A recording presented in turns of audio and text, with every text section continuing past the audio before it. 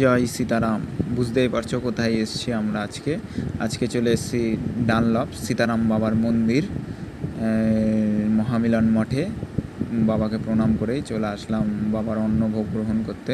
তো দেখো ভোগের মধ্যে কি কি দেওয়া হয়। প্রথমে দেওয়া হলো পোলাওয়ের পর দেওয়ার হলো বাঁধাকপি আলুর তরকারি। এই বাঁধাকপি আলুর তরকারির পর দিয়ে দেওয়া হলো সাদা ভাতের পরেই দেওয়া হলো আবার আর আলু দিয়ে কুমড়োর তরকারি।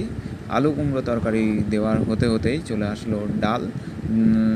আমরা খেতে পারছি না, কিন্তু এখানে প্রসাদ অনবরত আসতে চলছেই। এরপরেই দিয়ে দেওয়া হলো শুক্তো দেওয়ার হতে হতেই একবার আমাদেরকে রাউন্ড মেরে গেল যে আর কারো কিছু লাগবে কি না। এরপরেই চলে আসলো চাটনি।